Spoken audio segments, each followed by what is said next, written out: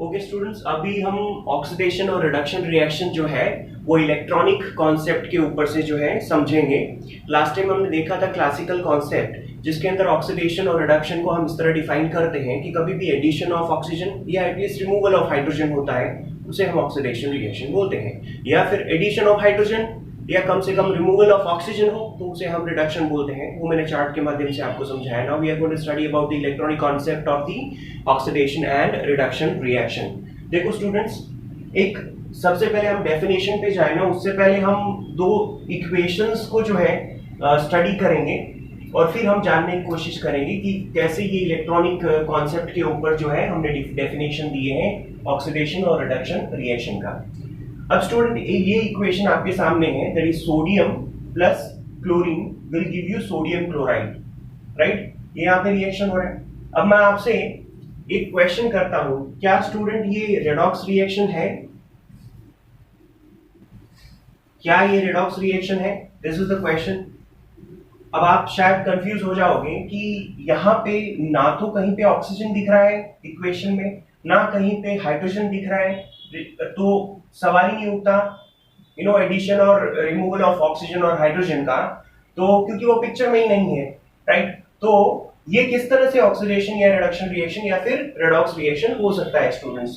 तो स्टूडेंट्स देखो, यहाँ पे हम ये चेक करेंगे कि यहाँ पे क्या ट्रांसफर ऑफ इलेक्ट्रॉन्स हो रहा है, क्या कोई इलेक्ट्रॉन्स को डोनेट कर रहा है या फिर कोई दूसरा एलिमेंट इलेक्ट्रॉन्स को गेन कर रहा है। हम उसके अकॉर्डिंग इसको जो है जज करेंगे कि ये रेडॉक्स रिएक्शन है या नहीं है, राइट। हमें यहाँ पे ट्रांसफर ऑफ इलेक्ट्रॉन्स को ध्यान में रखना है, ना कि ऑक्सीजन और हाइड्रोजन का लूजिंग और गेनिंग को ध्यान में रखना है।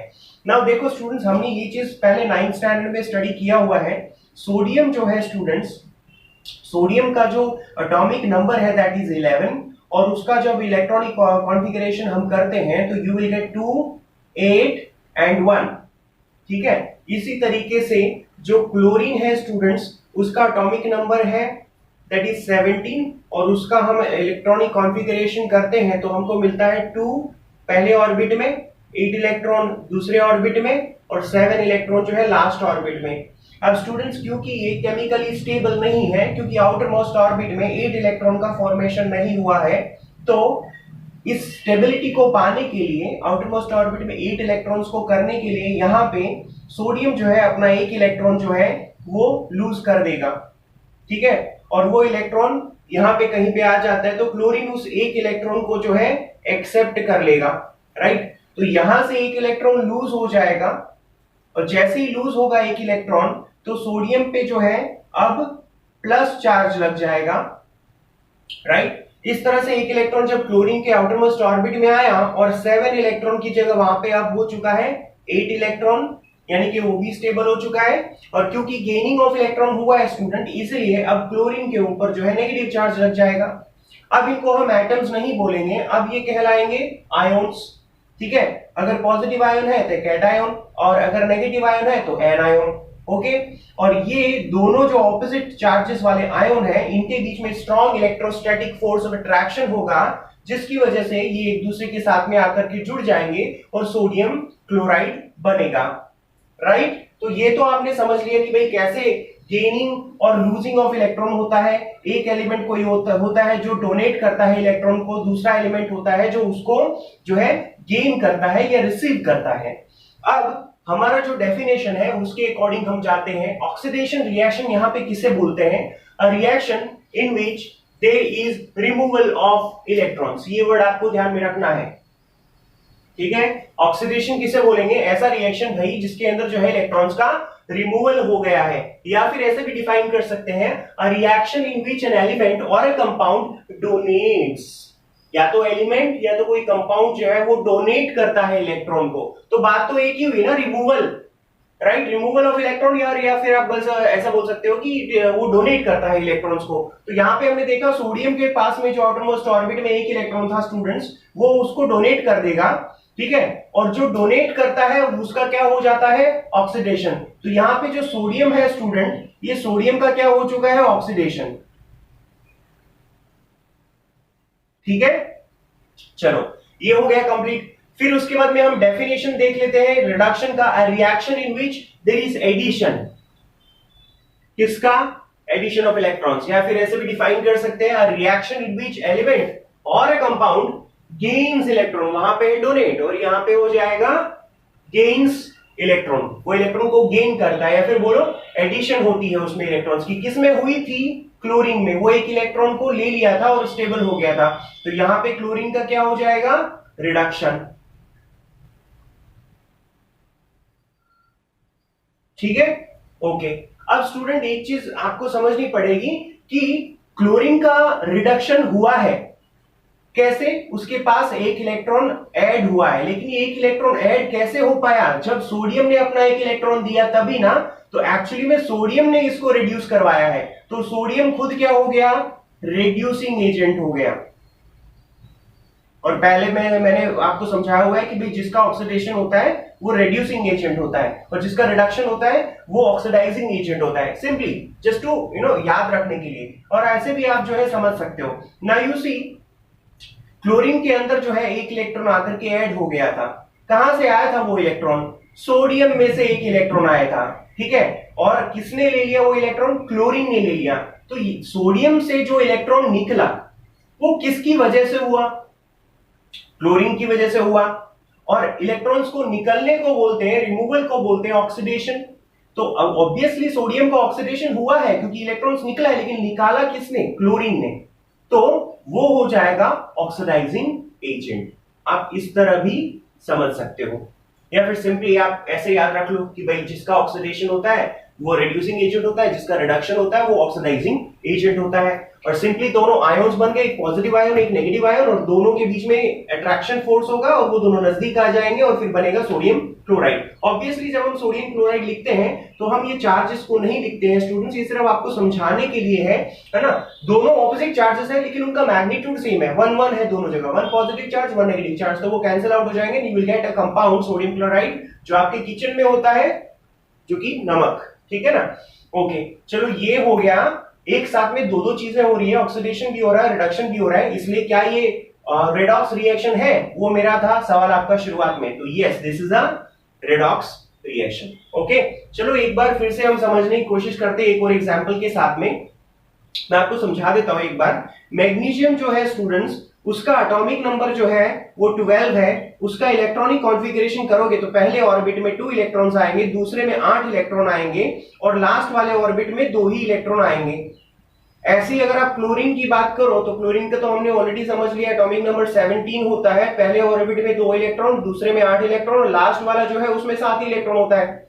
और देखने में तो दोनों ही स्टेबल नहीं है क्योंकि दोनों के आउटर मोस्ट ऑर्बिट में 8 इलेक्ट्रॉन्स का फॉर्मेशन नहीं होता है, ऑक्टेट का फॉर्मेशन नहीं होता है, राइट। तो यहां पे स्टेबिलिटी पाने के लिए मैग्नीशियम क्या करेगा, वो 2 जो इलेक्ट्रॉन्स है ना उसको लूज कर देगा, और जैसे ये 2 इलेक्ट्रॉन्स यहां से लूज होंगे तो अब आउटर मोस्ट ऑर्बिट में 8 इलेक्ट्रॉन हो चुके हैं और ये स्टेबल हो जाएगा। कहने का मतलब ये यहाँ पे 2 इलेक्ट्रॉन्स को लूज करता है, और यहाँ पे एक इलेक्ट्रॉन, एक जो एटम है क्लोरीन का उसको एक इलेक्ट्रॉन चाहिए, तो एक इलेक्ट्रॉन यहाँ पे आकर के 7 से बन जाएगा ये 8, तो यहाँ पे इलेक्ट्रॉन्स को ये गेन कर रहा है। तो जो मैग्नीशियम है स्टूडेंट, वो मैग्नीशियम 2 इलेक्ट्रॉन लूज करके उस पर 2 पॉजिटिव चार्ज आ जाएगा। सर 2 पॉजिटिव कैसे आएगा, भाई इलेक्ट्रॉन्स का नेगेटिव चार्ज होता है, और वो नेगेटिव चार्ज अगर कोई लूज करेगा तो ऑब्वियसली पॉजिटिव चार्ज ज्यादा रहेंगे ना पीछे जो बचे हुए, तो मैग्नीशियम 2 इलेक्ट्रॉन लूज करके वो बन जाएगा magnesium ion, that is cation Mg2+, तो इसलिए मैंने वहां पे रखा है 2+ चार्ज। इस तरह से एक क्लोरीन एटम जो है ना स्टूडेंट, वो एक इलेक्ट्रॉन गेन करेगा और एक नेगेटिव चार्ज आ जाएगा। ऐसे एक और क्लोरीन एटम भी हो तो वो भी एक इलेक्ट्रॉन गेन करेगा और उस पर एक और नेगेटिव चार्ज आ जाएगा। अब दोनों को एक साथ में लिखना हो तो आप ऐसे ही लिखोगे ना, Cl2 और 2-, क्योंकि 2 क्लोरीन एटम है तो मैंने Cl2 लिख दिया, और एक के ऊपर नेगेटिव चार्ज है तो दोनों के ऊपर मिला करके 2- चार्ज हो गया, तो वो मैंने 2- यहाँ पे रख दिया। तो यहाँ पे थोड़ा सा आपको मैंने बेस क्लियर कराया वापस 9th का, किस तरह से ट्रांसफर ऑफ इलेक्ट्रॉन्स होता है मैग्नीशियम और क्लोरीन के बीच में। चलो हमको पता चल गया स्टूडेंट्स की किस तरह से जो है मैग्नीशियम इलेक्ट्रॉन्स को लूज करता है, और जो इलेक्ट्रॉन्स को लूज करता है या रिमूवल करता है या डोनेट कर देता है, एक्चुअली उसका होता है ऑक्सीडेशन। तो यहां पे ना मैग्नीशियम क्या किया हुआ है,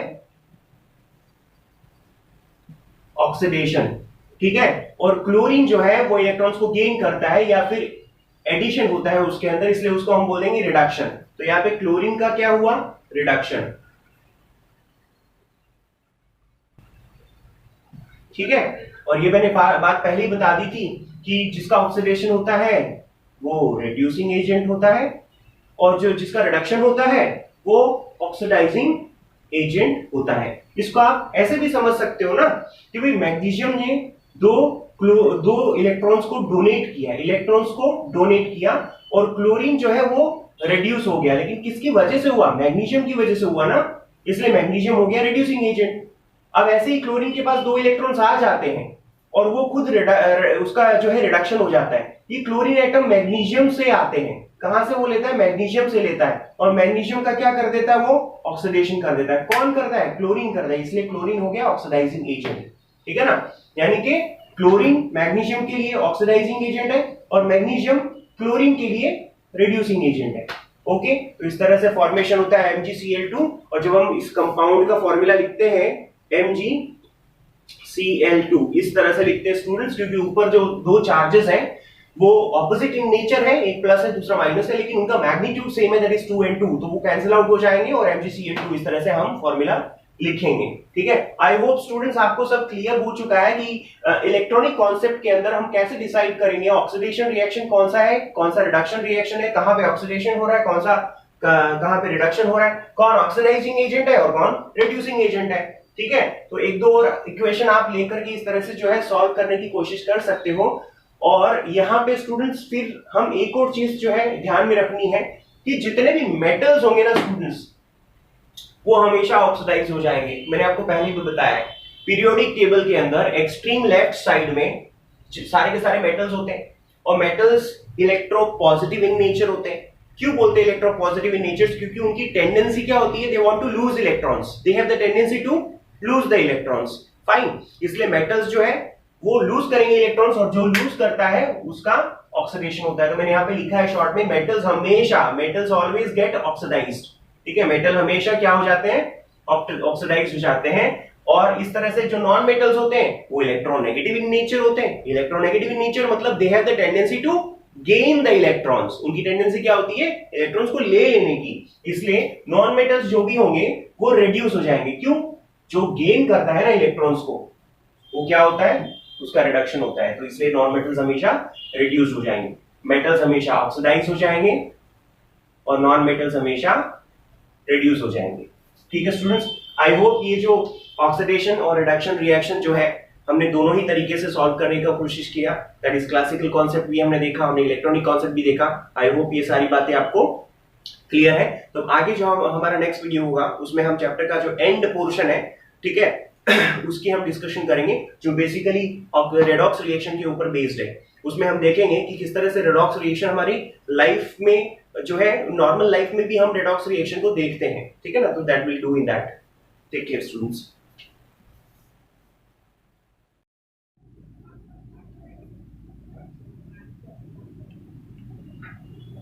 okay students, now will see redox reaction in our daily life, ठीक है। कहां कहां पे हम रेडॉक्स रिएक्शन को ऑब्जर्व करते हैं इन आवर डेली लाइफ, ठीक है।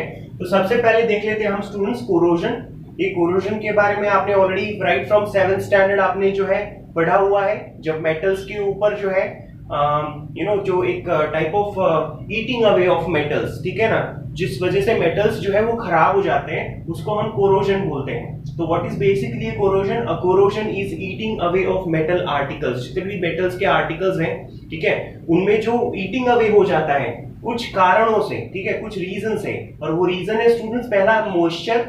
अब मॉइस्चर का मतलब सिंपली आपको समझने आना चाहिए कि it is a mixture of air and water, right, water in the form of water vapour, right. और एयर में भी क्या चीज आपको खास ध्यान में रखनी है, एयर के अंदर भी जो ऑक्सीजन है ना, दैट इज मेनली रिस्पॉन्सिबल, ठीक है। तो एयर के अंदर जो ऑक्सीजन है और plus water in the form of moisture, in the form of water vapour, ये जो है इसकी वजह से मेटल्स के ऊपर जो है वो कोरोजन होता है। दूसरा, एक एसिड्स की वजह से भी जो है मेटल में जो है कोरोजन होता है। अगर वही corrosion in case of iron के केस में होता है स्टूडेंट, तो उसके लिए स्पेशल नेम है, that is rusting. So in case of iron it is called rusting. ठीक है, ओके. तो this is what corrosion is, eating away of metal articles by moisture और एसिड्स. ठीक है. अब रस्टिंग वाला जो केस है उसको हम इक्वेशन के फॉर्मेट में लिखा हुआ है, हमने पहले भी डिस्कस किया था इक्वेशन. जब भी आयरन जो है ऑक्सीजन के साथ कंबाइन होता है, ठीक है, और कुछ वाटर वेपर के साथ में कंबाइन होता है मॉइस्चर के साथ में, तो फिर क्या होता है Fe2O3 यानी कि आयरन ऑक्साइड बन जाता है. ये जो आयरन ऑक्साइड है ना स्टूडेंट,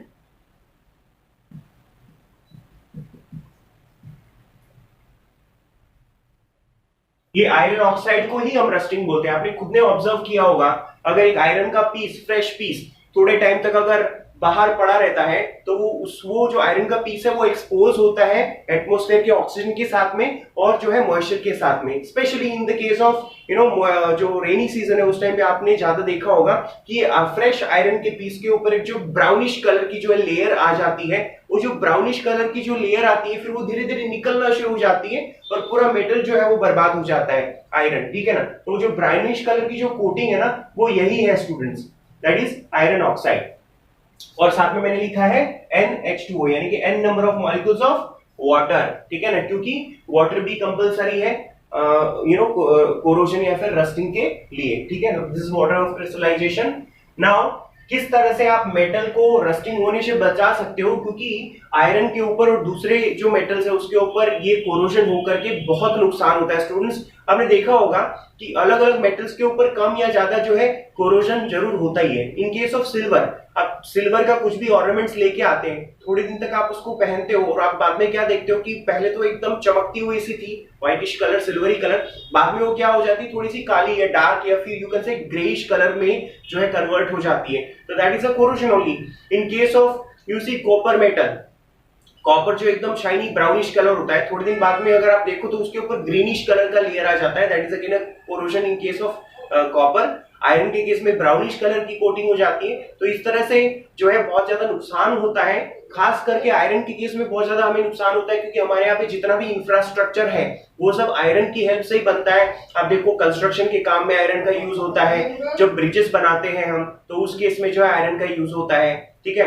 बहुत सारी जगह पे आप फर्नीचर बनाते हो कुछ भी तो आयरन की जो नेल्स है उसका यूज करते हो. जो ये धीरे धीरे में कोरोजन हो जाता है, रस्टिंग हो जाते हैं, जो बहुत ही वीक या कमजोर पड़ जाते हैं, तो फिर हो सकता है कि जो है ब्रिजेस को भी जो है वो कमजोर पड़ जाए या फिर दूसरे जो हमारे इंफ्रास्ट्रक्चर है वो कमजोर पड़ जाए, तो बहुत ज्यादा नुकसान होता है. खास करके आप देखो स्टीम्स वगैरह जो होती है, स्टीमर्स, बड़े बड़े जो समुद्र के ऊपर जहाज होते हैं, इनकी जो नीचे वाली जो सतह होती है जो हमेशा पानी के अंदर रहती है, वहां पे स्टील की प्लेटें लगाई जाती है, आयरन की प्लेटें लगाई जाती है और हर साल उन्हें चेंज करना पड़ता है क्योंकि वो जो सॉल्ट वाटर है, मेराइन वाटर है, वो इतना कोरोजन कर डालता है कि पूरे मेटल्स प्लेट को ही पूरे साल भर में खा जाता है. तो हर साल हमें उसको रिप्लेस करना पड़ता है, तो बहुत लॉस होता है. तो हमें कुछ तो रास्ता ढूंढना पड़ेगा कि हम कोरोजन या रस्टिंग से चीजों को बचा सके, मेटल्स को. तो देखो ये सारे डिफरेंट मेथड्स है जिससे आप प्रिवेंट कर सकते हो कोरोजन को. One is paint, by applying paint. आपने देखा होगा बहुत सारे मेटल्स या ये आयरन की जो चीजें होती है लोग उसके ऊपर पेंट करते रहते हैं.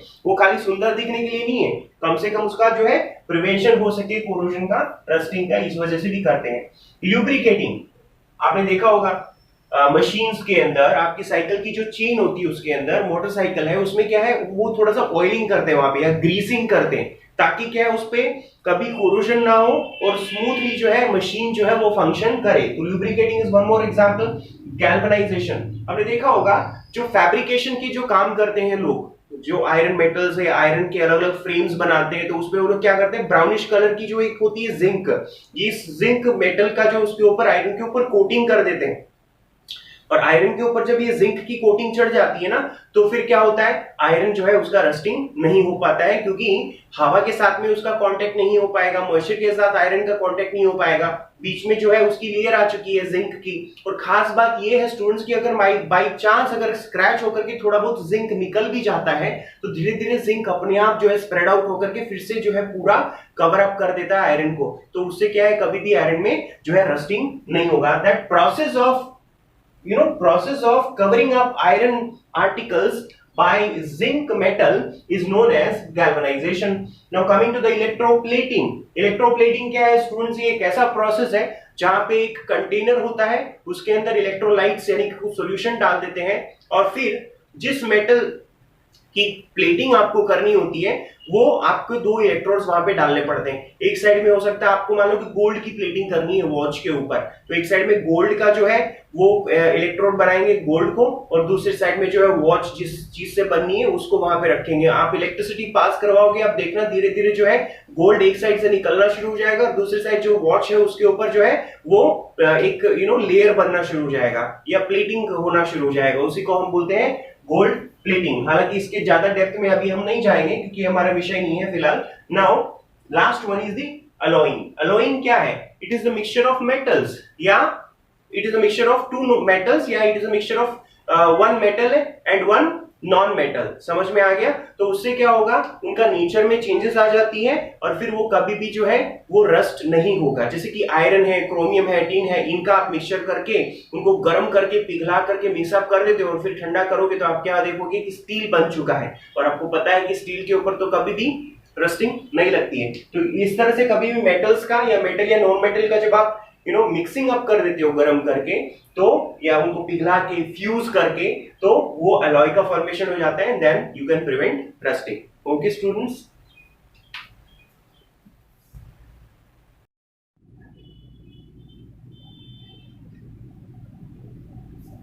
ओके स्टूडेंट्स, अब हम देखेंगे जो हमने ऑक्सीडेशन रिएक्शन और रिडक्शन रिएक्शन जो हमने पढ़ा था लास्ट टाइम, वो हमारी नॉर्मल लाइफ में हमको किस तरह से अफेक्ट करता है। लास्ट टाइम हमने देखा कि कोरोजन जो होता है वो भी एक तरह से ऑक्सीडेशन प्रोसेस की वजह से ही जो है कोरोजन जो है टेक्स प्लेस होता है, और जितने भी मेटल्स हैं उनका हमें जो है नुकसान झेलना पड़ता है। लाइक आयरन पे जो है रस्टिंग लग जाती है, तो ब्रिजेस है, नील्स है, सो मेनी डिफरेंट इंफ्रास्ट्रक्चर है, उनको नुकसान पहुंचता है। So it's a huge loss for the country. उसके बाद में हम देखेंगे एक और प्रोसेस स्टूडेंट्स जो हमारी नॉर्मल लाइफ में एक और एग्जांपल है ऑक्सीडेशन रिडक्शन रिएक्शन का। ठीक है, तो हम देखते हैं दैट इज रेंसिडिटी। अब स्टूडेंट रेंसिडिटी का मतलब क्या है? तो स्टूडेंट्स देखो, हमने ऐसा देखा होगा कि नॉर्मली हम जो खाना बनाते हैं, the food which we cook, और उसको हम फ्रेश है तभी अगर खा लेते हैं तो हमें बहुत टेस्टी लगता है। लेकिन बाई चांस अगर वो खाना बच गया है और गर्मियों का सीजन है और हम उसको रात भर रख देते हैं और नेक्स्ट डे जब उसको खाते हैं तो कई बार हमने देखा है कि उसमें से स्मेल भी बहुत खराब आने लगती है, और उसको आप अगर खा करके देखो तो उसके अंदर टेस्ट भी जो है वो बहुत खराब हो चुका होता है। ऐसे खाने को नॉर्मली हम फेंक देते हैं, लेकिन बाई चांस अगर फिर भी ऐसा जो है खाना लोग खा लेते हैं तो उस केस में जो है बहुत ही क्रिटिकल सिचुएशन हो जाती है कि फूड पॉइजनिंग जैसे भी हालात हो जाते हैं और हॉस्पिटलाइजेशन भी होना पड़ता है, राइट। तो ये खाना जो खराब हो रहा है ना, वो बेसिकली किस वजह से हुआ? जो आपने खाना बना करके रात भर या जो है काफी टाइम तक अगर आपने रख दिया है ना, तो जो ऑक्सीजन है ना हवा के अंदर, ये ऑक्सीजन उस खाने के साथ में रिएक्शन करेगा और ये ऑक्सीजन उस खाने के साथ में ऐड हो जाएगा, और ऑक्सीजन के एडिशन को ही हम बोलते हैं ऑक्सीडेशन। तो यहाँ पे खाने के साथ में ऑक्सीडेशन रिएक्शन हो रहा है बेसिकली, ठीक है। तो ये इसी वजह से जो है खाना खराब टेस्ट करता है और उसका जो स्मेल ही बहुत खराब आती है। तो यहाँ पे डेफिनेशन चेक कर लेते हैं। द रेंसिडिटी का मतलब क्या है? The oxidation of food. किसका ऑक्सीडेशन? फूड का। When it comes in contact with air, जब भी खाना हम ऐसे हवा में खुले में रख दें, हम ढक कर के भी ना रखें, तो हवा के कांटेक्ट में आती है, जिस वजह से due to which it starts smelling bad and tastes also bad. ठीक है, तो इसी प्रोसेस को हम क्या बोलते हैं? रेंसिडिटी। या फिर हम ऐसा बोलेंगे कि खाना जो है वो रेंसिड हो गया, the food has become rancid. तो सिंपली आपको कुछ करना नहीं है, उसको खाने को जो है वो फेंक देना है। You don't have to eat that, okay. Try to eat fresh food only. Now किस तरह से हम रेंसिडिटी को प्रिवेंट कर सकते हैं? जैसे लास्ट टाइम हमने देखा था कि कोरोजन होता है मेटल्स पे, तो उसको कैसे प्रिवेंट कर रहे हैं। तो हर जो प्रॉब्लम का solution we need to find out ना, तो हाउ टू प्रिवेंट रेंसिडिटी। तो सबसे पहले स्टोरिंग एट लो टेम्परेचर। खाने को बहुत ही कम टेम्परेचर में आप स्टोर कर दो। क्या यूज करते हो आप? बेसिकली फ्रिज का यूज करते हो। अपना खाना जो है फ्रिज के अंदर रख देते हो, तो ऐसा नहीं कि फ्रिज के अंदर रखने से 100% श्योरिटी हो ही जाती है। उसमें भी दो चार दिन अगर आप खाना रखोगे तो हो सकता है वो भी बिगड़ जाए। लेकिन कम से कम इतने लो टेम्परेचर पे जो है रिएक्शंस जो होते हैं ना, बायोलॉजिकल रिएक्शंस खाने के अंदर, वो बहुत ही स्लो पड़ जाते हैं और उस वजह से ऑक्सीडेशन बहुत ही धीमी गति से हो पाता है। तो कम से कम 2-4 दिन तक तो खाना जो है वो ठीक ठाक रहेगा। लेकिन फिर भी students, it is not advisable कि आप खाना जो है वो फ्रिज में भी 1 दिन रख करके फिर उसको खाओ। इससे अच्छा है वो आपके हेल्थ के लिए तभी अच्छा होगा जब आप फ्रेश कुक करो और फ्रेश जो है खाओ। नेक्स्ट है antioxidants are added to food containing fat and oil. ऐसा खाना स्टूडेंट जिसमें बेसिकली फैट और ऑयली खाना है, तो ऐसे खाने के अंदर कंपनियां क्या करती हैं, एंटीऑक्सीडेंट्स जो है वो ऐड कर देती है। तो उससे खाना जो है खराब नहीं होता है, खाने का ऑक्सीडेशन नहीं होता है। बेसिकली आपको समझना है कि एंटीऑक्सीडेंट्स क्या है स्टूडेंट्स। एंटीऑक्सीडेंट्स ऐसे सब्सटेंसेस हैं जो कि हमें प्रोटेक्शन प्रोवाइड करते हैं डैमेजिंग इफेक्ट ऑफ किससे, फ्री रेडिकल। खाने के अंदर जो फ्री रेडिकल्स होते हैं, वो फ्री रेडिकल की वजह से ही हमारा खाना खराब होता है। तो इसी फ्री रेडिकल से हमें जो है ये प्रोटेक्शन देते हैं, सुरक्षा देते हैं। ये ऐसे सब्सटेंस को हम बोलते हैं एंटीऑक्सीडेंट्स, ठीक है। अब ये फ्री रेडिकल्स क्या है स्टूडेंट्स, तो हमने सबने पढ़ा है कि atoms, molecules, ions, these are very minute particles, right. तो ऐसे एटम्स, मॉलिक्यूल्स और आयोन्स कभी कभी जो है वो फ्री रेडिकल की तरह बिहेव करते हैं। कभी कभी इनके जो अनपेयर्ड इलेक्ट्रॉन्स होते हैं ना, कभी भी एटम्स के अंदर या मॉलिक्यूल्स के अंदर अनपेयर्ड इलेक्ट्रॉन्स है। जब मैं बोलूं अनपेयर्ड इलेक्ट्रॉन्स, यानी कि उन इलेक्ट्रॉन्स की पेयरिंग नहीं हुई है, और अगर पेयरिंग नहीं हुई है तो वो किसके साथ शेयर नहीं हो रहा है इलेक्ट्रॉन्स, और आउटर मोस्ट ऑर्बिट में 8 इलेक्ट्रॉन्स का फॉर्मेशन नहीं हो रहा है, मतलब वो अनस्टेबल है। और जो भी एटम्स अनस्टेबल होते हैं वो हाईली रिएक्टिव होते हैं। तो कहने का मतलब ये हुआ कि जो फ्री रेडिकल्स होते हैं स्टूडेंट्स, वो हाईली अनस्टेबल होते हैं और हाईली रिएक्टिव होते हैं। तो वो खाने के साथ हमेशा रिएक्ट करेंगे और खाने को स्पॉइल करेंगे। तो इन्हीं फ्री रेडिकल से हमको ये एंटीऑक्सीडेंट्स जो है वो बचाते हैं, ठीक है ना। नाउ जो हमें ऑक्सीडेशन को बेसिकली प्रिवेंट करें, that is known as antioxidants. खाने को ऑक्सीडेशन होने से प्रिवेंट करें, that is known as antioxidants. Okay, एक और तरीका है keep the food in airtight container, ठीक है, helps to slow down the oxidation. 100% guarantee नहीं होती, लेकिन अगर आप खाने को बहुत ही टाइट कंटेनर में एकदम टाइट करके, एयर टाइट करके उसको रखो, तो खाना जो है बहुत टाइम तक जो है वो सेफ रहता है। जैसे कि अचार, हम जैसे घर पे अचार बनाते हैं, पापड़ है, दूसरी चीजें, हम उसको ऐसे कंटेनर में रखते हैं कि पूरा हवा उसके अंदर बिल्कुल जानी नहीं चाहिए, एयर टाइट होना चाहिए। तो one more step how to protect food from oxidation. और लास्ट वन है बैग्स सच एज चिप्स। आपने देखा होगा कि आप जब मार्केट से चिप्स या वेफर के पैकेट्स लेके आते हो तो वो एकदम से यूं फूले रहते हैं, और आप 10 रुपए दे करके और जब वो पैकेट चिप्स का लेके आते हो तो आप बड़े खुश हो जाते हैं कि इसमें पूरा जो है वेफर्स भरे हुए होंगे। लेकिन जब आप उसको फाड़ करके और देखते हो तो आप देखोगे कि पैकेट के अंदर थोड़े से नीचे की तरफ जो है वेफर्स होते हैं। तो बेसिकली स्टूडेंट्स ऐसा नहीं है कि वो उसके अंदर हवा डाल देते हैं। स्टूडेंट्स हवा डालने से तो बेसिकली चिप्स खराबी हो जाएगी ना, ऑक्सीडेशन हो जाएगा। वो क्या करते हैं, इन रैपर्स के अंदर जो है वो नाइट्रोजन गैस को जो है फ्लश कर देते हैं।